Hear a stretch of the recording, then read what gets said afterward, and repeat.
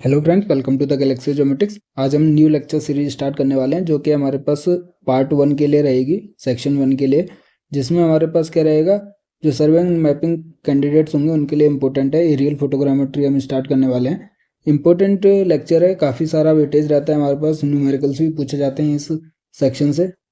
तो इस lecture series के अंदर पहले हम थ्योरी पढ़ेंगे, उसके बाद हम हर एक एग्जाम्पल को समझेंगे और जो प्रीवियस ईयर में क्वेश्चंस आए हैं उनके भी सॉल्यूशन मैंने दिए हुए हैं तो उनको भी सॉल्व करेंगे, जिससे कि आइडिया लग जाएगा किस तरीके से हम फॉर्मूला यूज करते हैं, अप्लाई करते हैं। ठीक है, तो इंपॉर्टेंट है। और ये जो एरियल फोटोग्रामेट्री है उसका देख लेते हैं इंडेक्स क्या क्या है, हम क्या क्या चीज़ें इसमें कवर करने वाले हैं।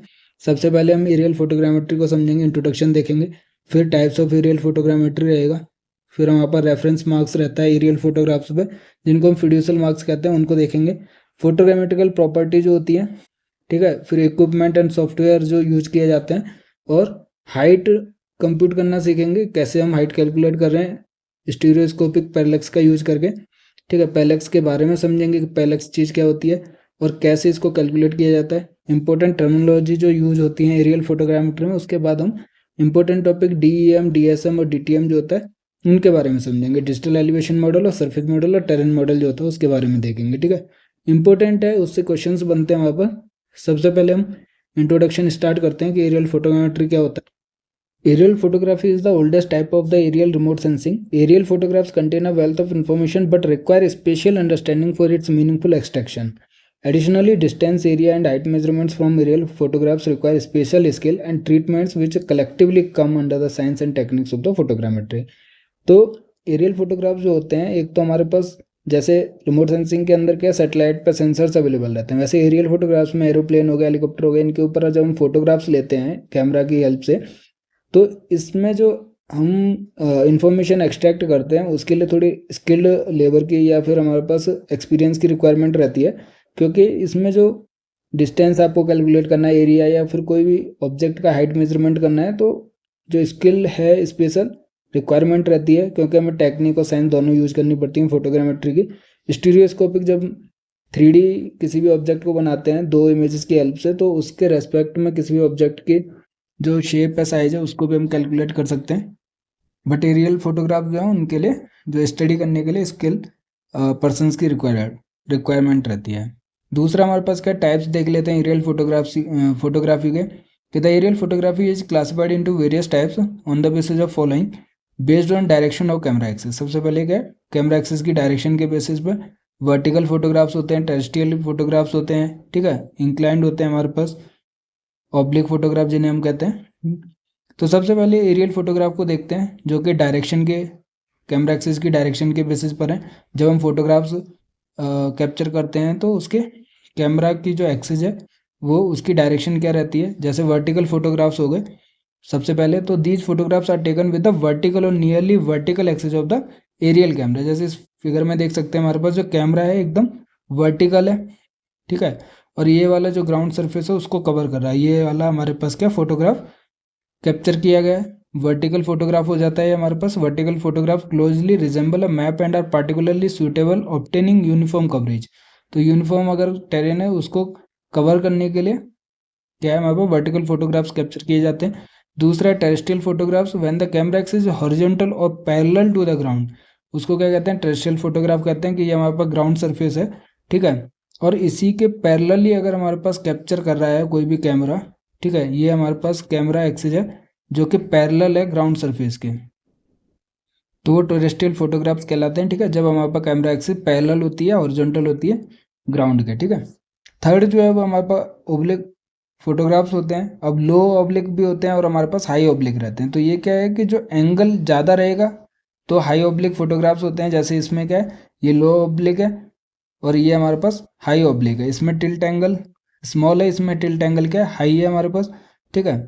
तो जैसे oblique photographs, aerial photographs taken with the optical axis of the camera, aerial camera tilted from the vertical position. जैसे हमने क्या वर्टिकल जो हमने फोटोग्राफ्स देखे थे उसमें तो एकदम वर्टिकल एक्सिस के अंदर उसका कैमरा एक्सिस था, बट इसके अंदर क्या है कि वर्टिकल एक्सिस ये है, लेकिन जो वर्टिकल एक्सिस हमारे पास एकदम वर्टिकल होती है, जिसको हम प्लम लाइन भी कहते हैं, उसके रेस्पेक्ट में कैमरा एक्सिस थोड़ी टिल्टेड है, ठीक है।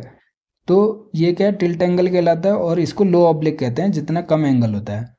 तो इन फोटोग्राफ्स को क्या कहते हैं, टिल्टेड और ऑब्लिक फोटोग्राफ्स कहते हैं। These photographs cover a large area of ground but clarity of details diminishes towards the far end of the photographs. तो आप इस ऑब्लिक्विटी में देख सकते हो, जो ऑब्लिक फोटोग्राफ है, एक तो हमारे पास वर्टिकल में एकदम स्क्वायर ये जो फोटोग्राफ्स है वो मिलता है।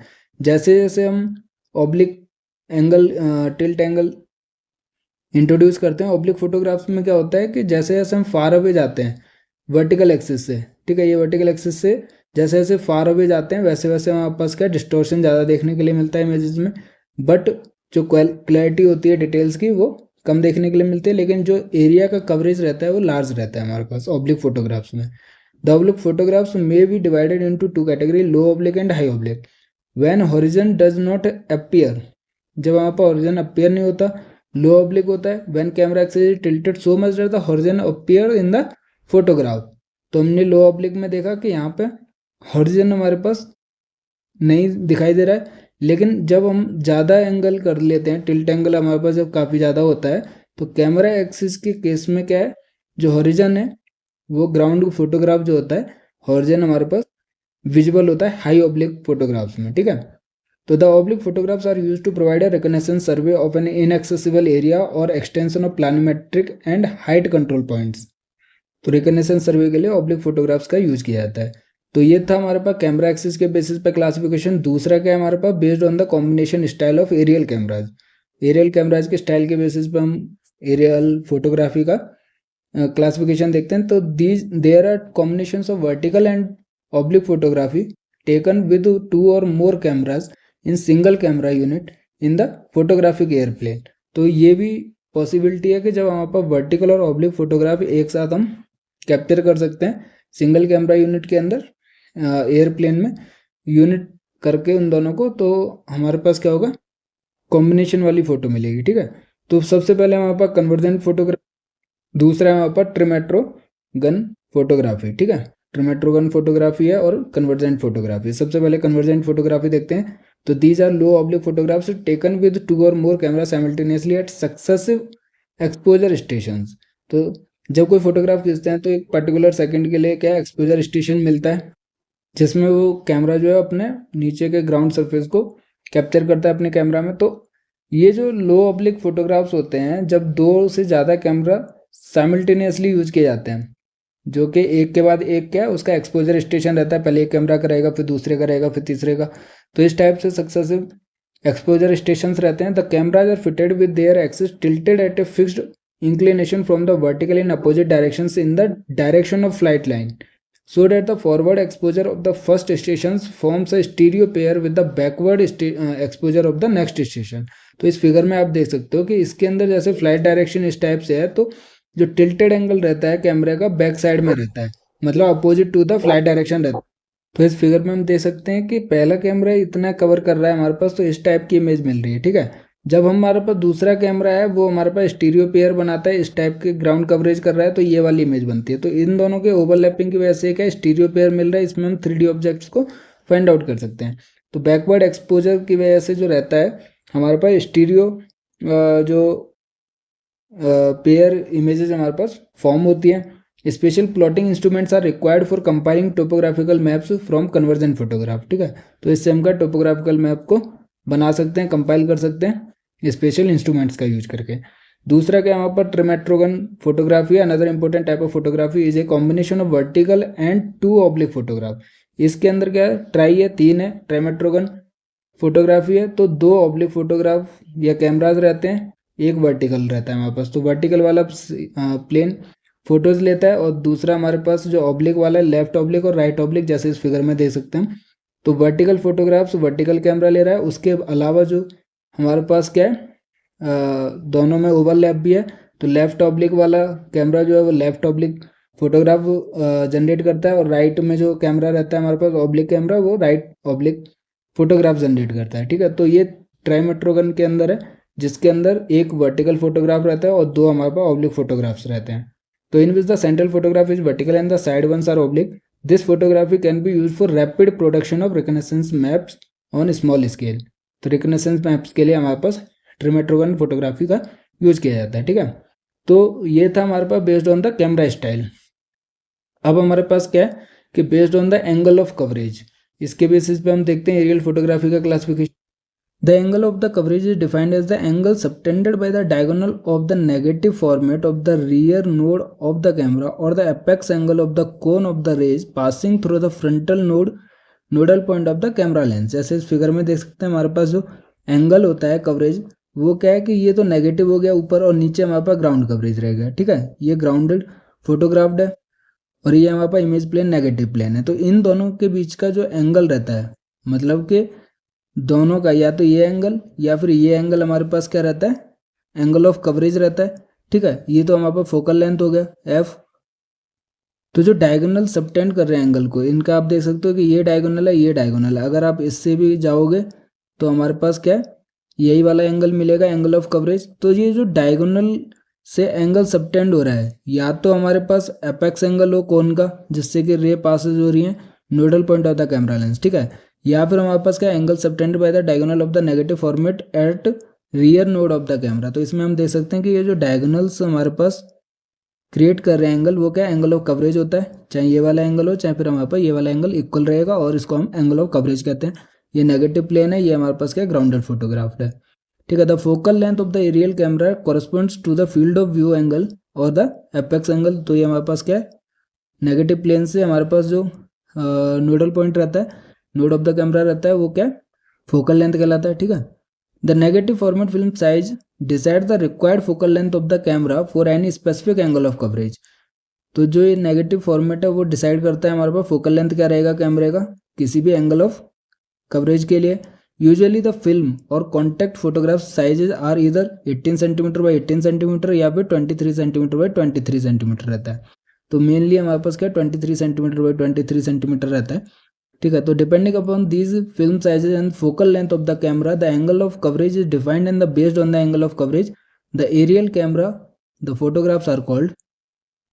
तो हमारे पास नेगेटिव फिल्म जो फोकल लेंथ है या फिर फिल्म साइज के बेसिस पे जो एंगल ऑफ कवरेज रहता है उसके बेसिस पे जो एरियल कैमरा फोटोग्राफ्स हैं वो भी क्लासिफाइड हैं। जैसे सुपर वाइड और अल्ट्रा वाइड एंगल रहता है, वाइड एंगल, नॉर्मल और स्टैंडर्ड। तो इनका क्या एंगल ऑफ कवरेज डिफरेंट रहता है। जैसे सुपर वाइड और अल्ट्रा वाइड एंगल है, ठीक है, तो बहुत ज़्यादा हमारे पास एंगल रहेगा, ठीक है। तो ये क्या 120 डिग्री है in case of super wide और अल्ट्रा वाइड एंगल। और इनका जो फॉर्मेट साइज रहता है, सेल साइज कितना है वहाँ पर 18 सेंटीमीटर के लिए, फोकल लेंथ 70 mm है, 23 सेंटीमीटर के लिए फोकल लेंथ 88 mm रहता है हमारे पास। जब एंगल ऑफ कवरेज कितना है 120 डिग्री है। अल्ट्रा वाइड एंगल के लिए, वाइड एंगल के लिए एंगल 90 डिग्री है, ठीक है। तो ये एंगल ऑफ कवरेज है। जैसे कि ये वाला जो एंगल है हमारे पास 90 डिग्री 120 डिग्री है, एक्स्ट्रा वाइड एंगल हो गया हमारे पास। तो आजकल के कैमराज आप देखोगे, फ़ोन्स के जो कैमराज आते हैं वो हमारे पास अल्ट्रा वाइड एंगल की भी फ़ोटोज़ लेते हैं। तो ये क्या एंगल ऑफ कवरेज के बेसिस पर है। अब उसके बेसिस पे जो फिल्म साइज होता है उसके बेसिस पे क्या है फोकल लेंथ चेंज हो जाता है, ठीक है। 18 बाई 18 के लिए 70 है, तो 23 बाई 23 सेंटीमीटर के लिए फोकल लेंथ की वैल्यू 88 mm है। वैसे वाइड एंगल के लिए जो एंगल ऑफ कवरेज वैल्यू होती है 90 डिग्री होती है। फॉर्मेट साइज क्या हो जाएगा 18 बाई 18 के लिए 11.5, 23 बाई 23 के लिए 15 सेंटीमीटर रहता है।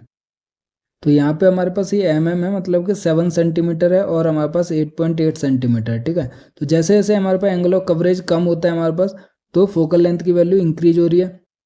क्योंकि सेम साइज के लिए मान लीजिए 18 बाई 18 है, ठीक है, और ये वाला जो एंगल सबटेंड कर रहा है ग्राउंड के डायगोनल के साथ रहेगा, तो ये जो एंगल कवरेज रख रहा है,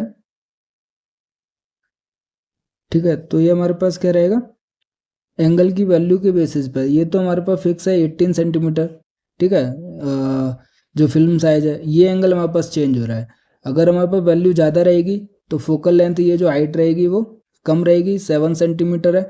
और यही हमारे पास अगर 90 डिग्री रहेगा एंगल, ठीक है, एंगल हमारे पास कम हो गया तो हमारे पास फोकल लेंथ की वैल्यू बढ़ जाएगी 11.5 सेंटीमीटर। नॉर्मल और स्टैंडर्ड के केस में एंगल ऑफ कवरेज 60 डिग्री है, तो फोकल लेंथ हमारे पास 18 बाई 18 सेंटीमीटर के लिए 21 सेंटीमीटर है।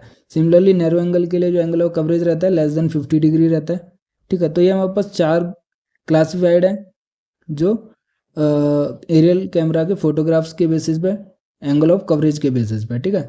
सुपर वाइड और ultra wide angle 120 degree, wide angle 90 degree, normal standard जो होता है वो 60 डिग्री, नैरो एंगल जो होता है लेस देन 50 डिग्री होता है, ठीक है।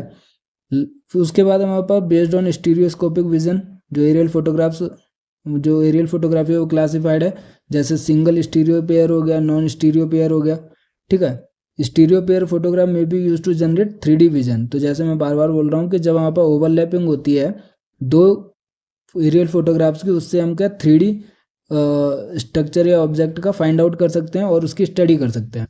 तो उनको क्या हम स्टीरियो पेयर कहते हैं, जिसका हम यूज कर सकते हैं 3D विजन के लिए with the help of the stereoscope का यूज करके दो फिगर्स का या फोटोग्राफ्स का यूज करके हम 3D विजन क्रिएट कर सकते हैं स्टीरियोस्कोप की हेल्प से। फिफ्थ हमारे पास क्या है, based on the spectral sensitivity है कि the camera and film system may be design to photograph an area under a specified segment of spectra of the electromagnetic radiation.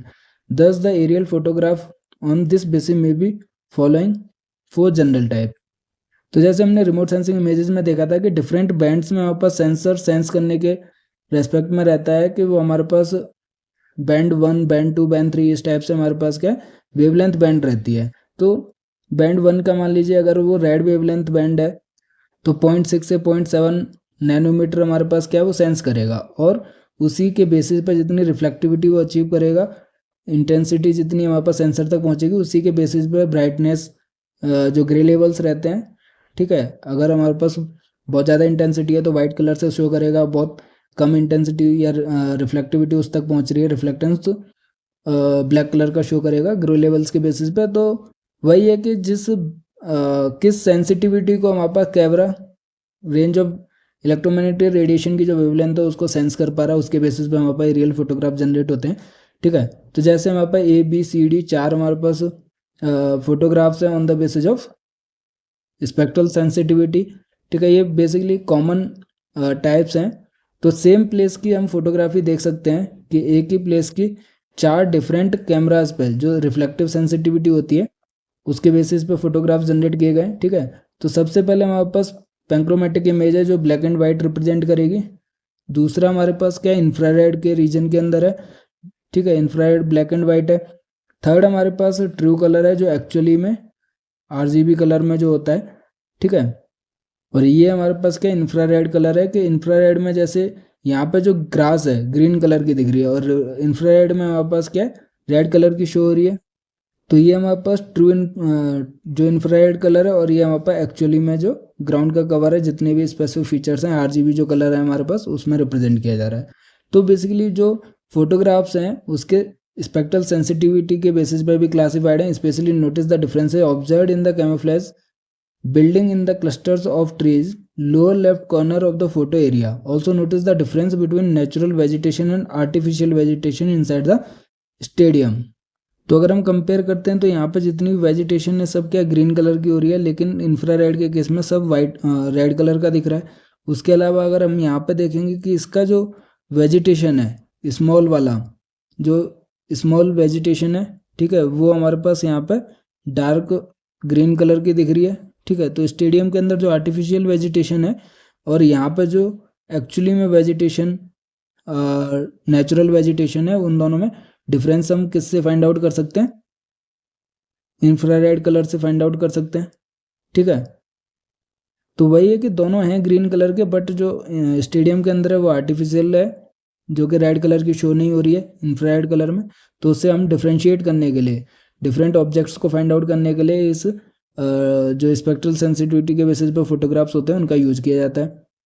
उसके बाद हम देख सकते हैं इसी के अंदर 4 जो है, सबसे पहले पेंक्रोमेटिक जिसको ब्लैक एंड वाइट फोटोग्राफ्स भी कहते हैं। तो पेंक्रोमेटिक और ब्लैक एंड वाइट फोटोग्राफ्स में क्या होता है, which are sensitive to entire visible spectrum. RGB जो होता है जैसे 0.4 से लेकर 0.7 माइक्रोमीटर जो होता है विजिबल रेंज होती है। जैसे मैंने अभी रेड में बताया था 0.6 से 0.7 रेड हो गया, मैंने नैनोमीटर बताया था, वो एक्चुअली में माइक्रोमीटर रेंज है, ठीक है, क्योंकि 400 से 700 नैनोमीटर रेंज होती है विजुअल स्पेक्ट्रम की।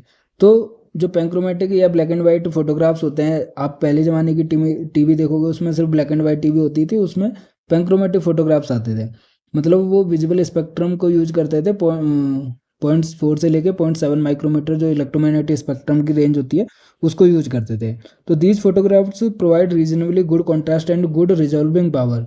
जैसे हमने फोटोग्राफ में देखा, they are geometrically stable and can be use to compile topographic maps, geological survey, crop in inventory as well as regional and urban planning के लिए हम उसको यूज कर सकते हैं। ये हमारे पास क्या ब्लैक एंड वाइट फोटोग्राफ्स है जिसमें सिर्फ ब्लैक और वाइट के बेसिस पे ये ऑब्जेक्ट्स को रिप्रेजेंट किया जाता है। दूसरा हमारे पास क्या है, infrared black and white photographs हैं। इंफ्रारेड जो photography utilize the films which have spectral sensitivity in the near infrared. Near infrared क्या है, विजिबल स्पेक्ट्रम के बाद आते हैं 0.7 से 0.9 micrometer region beyond the visible spectrum. These photographs acquire grey tone on the basis of degree of reflection of infrared from the object so that higher the infrared reflection brighter is the tone on the film। जैसे मैंने अभी समझाया था कि grey levels के basis पे होता है। अगर बहुत ज़्यादा रिफ्लेक्शन इंटेंसिटी पहुंच रही है सेंसर तक तो वो वाइट कलर का शो होता है। अगर कम पहुंच रही है हमारे पास किसी भी ऑब्जेक्ट से तो वो ब्लैक कलर का शो होता है। अगर बीच में पहुंच रही है ग्रे लेवल्स के बेसिस पे हमारे पास उसका डार्कनेस और ब्राइटनेस रिप्रेजेंट किया जाता है। तो जितना ज़्यादा रिफ्लेक्टिविटी पहुंचती है डिग्री ऑफ रिफ्लेक्शन उतना ज़्यादा ब्राइटर जो टोन होता है फिल्म के ऊपर रिप्रेजेंट किया जाता है। ठीक है, तो इस फिगर में भी हम देख सकते हैं कि ये बहुत ज़्यादा क्या रिफ्लेक्टेंस देखने के लिए मिल रहा है। ठीक है, ग्रीन कलर से। जैसे कि हमें पता है कि वेजिटेशन जो है सबसे ज़्यादा परसेंटेज रिफ्लेक्टेंस रखती है नियर इंफ्रारेड रीजन में, इसलिए जितनी भी ग्रीन कलर की यहाँ पे वेजिटेशन है, ठीक है, यहाँ से हम क्लियरली ट्रू कलर में देख सकते हैं, तो वाइट कलर की रिप्रेजेंट करेगी क्योंकि ये हमारे पास क्या वेजिटेशन है जो नियर इंफ्रारेड रीजन में सबसे ज़्यादा परसेंटेज ऑफ रिफ्लेक्टेंस रखती है, इसलिए वाइट कलर की शो हो रही है। जो आर्टिफिशियल है वो हमारे पास ब्लैक कलर की शो हो रही है वेजिटेशन। ठीक है, तो for example the broad leaved vegetation reflectance more infrared and gives brighter tone whereas conifers reflect less infrared and appear dark.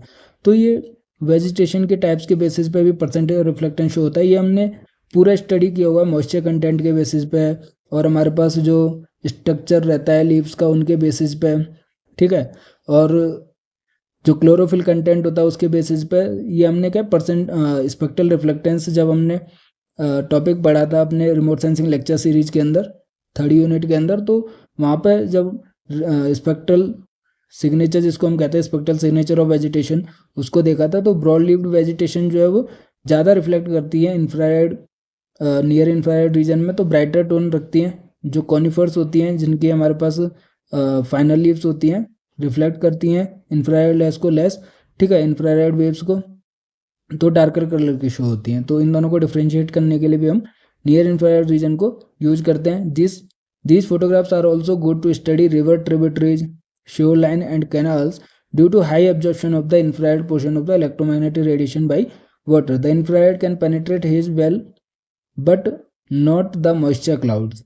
तो वाटर के केस में भी हमने जब स्पेक्ट्रल सिग्नेचर या स्पेक्ट्रल रिफ्लेक्टेंस कर पड़ा था वाटर बॉडी का, तो विजुअल स्पेक्ट्रम में 4 से 5% हमारे पास रिफ्लेक्टेंस देखने के लिए मिलता है और नियर इंफ्रारेड रीजन या फिर इंफ्रारेड रीजन के अंदर क्या है सबसे ज़्यादा एब्जॉर्प्शन देखने के लिए मिलता है। तो जितनी भी वाटर बॉडी होती हैं नियर इंफ्रारेड रीजन या इंफ्रारेड रीजन में क्या ब्लैक कलर की रिप्रेजेंट की जाती हैं। तो अगर हमें कोई भी रिवर ट्रिब्यूटरीज या शोर लाइन या कैनाल्स यूज करने हैं तो हमारे पास इंफ्रारेड रीजन वाले जो सेंसिटिव फोटोग्राफ्स हैं उनको यूज़ किया जाता है। ठीक है, उनकी स्टडी के लिए। तो थर्ड हमारे पास क्या है, कलर एरियल फोटोग्राफ्स हैं जो ट्रू रिप्रेजेंट कर रहे हैं ऑब्जेक्ट्स को। तो human eyes are more sensitive to colour than the shades of grey, hence the colour photographs have major advantage over the black and white film. तो पहले दो में हमने ब्लैक एंड वाइट फिल्म देखा, ठीक है, इंफ्रारेड वाला ब्लैक एंड वाइट देखा और पैंक्रोमेटिक इमेजेस देखी। बट हमारे पास जो ह्यूमन आइज होती हैं वो सिर्फ विजुअल स्पेक्ट्रम को सेंस कर सकती हैं, उन्हीं को देख सकते हैं। तो हमारे पास जो मेजर एडवांटेज है फोटोग्राफ्स का वो विजुअल स्पेक्ट्रम के लिए रहता है, कलर के बेसिस पर रहता है। तो colour films have two additional properties known as hue and chroma. तो ह्यू का मतलब है कलर और क्रोमा का मतलब है स्ट्रेंथ ऑफ कलर, कि कितना ज़्यादा डार्कनेस है उसके अंदर। तो ह्यू के अंदर है कि कौन कौन से कलर के अंदर रिप्रेजेंट किया जाता है। तो the colour films record the respective colours hue and chroma in the corresponding layers. जैसे जो ट्रू कलर के बेसिस पे हम फोटोग्राफ्स देख सकते हैं कि जो वेजिटेशन है चाहे आर्टिफिशियल हो चाहे हमारे पास नेचुरल हो वो दोनों ग्रीन कलर से शो हो रही हैं और हमें दिखती भी ग्रीन कलर की हैं। तो जैसी हमारी आई सेंस करती हैं वो ट्रू कलर हमारे पास फोटोग्राफ्स के अंदर रिप्रेजेंट किया गया। इसके केस में हमारे पास ह्यू और क्रोमा है। ठीक है, तो क्रोमा हो गया हमारे पास कि कितना स्ट्रेंथ है कलर का और ह्यू हो गया कौन सा कलर रिप्रेजेंट कर रही है। तो yellow die forming layer blue sensitive layer के अंदर आता है। ठीक है, ब्लू ब्लॉकिंग लेयर होता है, ग्रीन सेंसिटिव लेयर होता है, मेजेंटा डाई फॉर्मिंग लेयर। ठीक है, सियान डाई फॉर्मिंग लेयर में रेड होता है, बेस होता है, बैकिंग होता है। ये सब हम कलर फोटोग्राफ्स को क्रिएट करने के लिए यूज करते हैं। तो colour sensitive papers made up of 3 layers bring out the positive prints from the negative. तो आपने जितने भी DSLR कैमरा देखे हैं उसमें नेगेटिव फिल्म के ऊपर फोटोग्राफ्स जो हैं वो जनरेट किए जाते हैं, फिर उसको ट्रू कलर में प्रिंट किया जाता है। उसी के बेसिस पे ये क्या है, जो ट्रू कलर्स होते हैं नेगेटिव और पॉजिटिव प्रिंट फोटोग्राफ्स के बेसिस पे जनरेट किए जाते हैं। तो ये इनका कॉम्बिनेशन है। जैसे मैं RGB की कह रहा था, तो रेड ग्रीन ब्लू, ठीक है, नियर इंफ्रारेड में कितना परसेंटेज हमारे पास रिफ्लेक्टेंस पहुंच रहा है। तो ये हमारे पास क्या फिल्म आफ्टर एक्सपोजर देख सकते हैं हम। तो ब्लू एब्जॉर्बिंग फिल्टर लगा हुआ एक्टिवेटेड है, एक्टिवेटेड एक्टिवेटेड है। फिर फोटोग्राफ आफ्टर प्रोसेसिंग RGB का यूज करके डिफरेंट कलर कॉम्बिनेशन देखे, और फाइनली जो रिजल्ट रहता है तो ब्लैक हो गया हमारे पास, रेड ग्रीन और ब्लू हमारे पास क्या है जनरेट कर रहे हैं हम नेगेटिव से जो पॉजिटिव प्रिंट फोटोग्राफ है, ठीक है। जैसे इस फोटोग्राफ में हम देख सकते हैं कि ट्रू कलर जो हमारे विजुअल आइज हैं उनको रिप्रेजेंट किया जा रहा है, जो हम आइज के थ्रू देख सकते हैं। फोर्थ हमारे पास क्या है, कलर इंफ्रारेड एरियल फोटोग्राफ है। In colour aerial photographs blue reflections are not recorded and near infrared is added. तो इसके केस में जैसे RGB हमने देखा था कॉम्बिनेशन, अब हमारे पास क्या ब्लू नहीं है, RG नियर इंफ्रारेड है। तो ब्लू रिफ्लेक्शन की जगह जो कलर एरियल फोटोग्राफ था, नियर इंफ्रारेड एरियल फोटोग्राफ के अंदर ब्लू की जगह हम क्या यूज कर रहे हैं, near infrared band wavelength band को यूज कर रहे हैं। Thus on the emulsions plane it produces false colour, इसको क्या हम फॉल्स कलर फोटोग्राफ भी कहते हैं, ठीक है। तो colour infrared photography was developing during world war II to detect camouflaged targets. It can clearly differentiate a healthy green vegetation which reflects more infrared from the objects that are painted green for camouflaging. तो हमने clearly visible है कि जो near infrared reason है highly हमारे पास क्या है रिफ्लेक्ट कर रही है इंफ्रारेड रीजन को, तो वो ब्राइटर कलर की दिखती हैं। तो यहाँ पे जब हम फॉल्स कलर कॉम्बिनेशन यूज करते हैं इंफ्रारेड रेड कलर का, तो जितनी भी नेचुरल ग्रीन वेजिटेशन है वो सभी रेड कलर की शो हो रही है, और जो आर्टिफिशियल कैमोफ्लेजिंग करते हैं हम, ठीक है, वो हमारे पास क्या सिर्फ ग्रीन कलर की शो हो रही है। बाकी अगर नेचुरल वेजिटेशन रहेगी जो ग्रीन कलर की हमारी आइज से विजिबल है, वो इंफ्रारेड रेड वेवलेंथ के अंदर क्या रहेगी, रेड कलर की शो हो रही है, ठीक है। तो ड्यूरिंग वर्ल्ड वॉर II के अंदर इस जो फॉल्स कलर कंपोजिशन है उसका यूज किया गया था, जिससे कि हम कैमोफ्लेजिंग को फाइंड आउट कर सकें। Thus in color IR photograph the green vegetation appear red and green painted objects appear blue। तो जो हमारे पास नेचुरल वेजिटेशन है वो ग्रीन कलर की रेड कलर की अपीयर होती है, ठीक है, और जो ग्रीन पेंटेड ऑब्जेक्ट्स हैं वो ब्लू कलर के हमारे पास विजिबल रहे थे, ठीक है। तो वर्ल्ड वॉर II के अंदर इस टेक्निक का यूज किया गया था। प्रिंसिपल पॉइंट तो ये हमारे पास क्या नेगेटिव इंफॉर्मेशन जो जनरेट होती है उसके ऊपर की। तो information recorded on the aerial photographs है। टाइम है हमारे पास, focal length, negative number, lens serial number, project number and name, flying height कितनी है, ठीक है, वो सभी इन्फॉर्मेशन यहाँ पे अवेलेबल है। उसके अलावा रोल एंड फ्रेम नंबर, ठीक है, प्रोजेक्ट नंबर, प्रिंसिपल पॉइंट, वो सारी इन्फॉर्मेशन हमारे पास, डेट, फिड्यूशियल मार्क्स, जैसे मैंने आपको स्टार्टिंग में बताया था, इनके बारे में भी अब हम पढ़ेंगे। तो ये सारी चीज़ें एरियल फोटोग्राफ्स के ऊपर अवेलेबल रहती हैं, ठीक है। तो ये हमारे पास टाइप्स ऑफ एरियल फोटोग्राफ्स हैं जो हमने क्लासिफिकेशन देखा, स्पेक्ट्रल सेंसिटिविटी के बेसिस पर जनरल ये 4 टाइप्स के क्लासिफिकेशन है, तो उसको भी हमने फर्दर ब्रीफ किया है, ठीक है। तो कोई भी डाउट अगर आपको होता है तो आप हमें कमेंट कर सकते हैं, हमारे साथ टेलीग्राम व्हाट्सएप चैनल पर जुड़िए जिस पर हमारे पास अपडेट्स डेली अपलोड की जाती हैं। कोई भी डाउट है तो आप हमें वहाँ पर भी कमेंट कर सकते हैं, वीडियो के ऊपर कमेंट कर सकते हैं। वीडियो पसंद आया तो लाइक कीजिए, दोस्तों के साथ शेयर कीजिए, चैनल को सब्सक्राइब कीजिए और अपनी गेट ज्योमेट्रिक्स की तैयारी ज्योमेट्रिक्स गैलेक्सी के साथ करते रहिए। Thank you.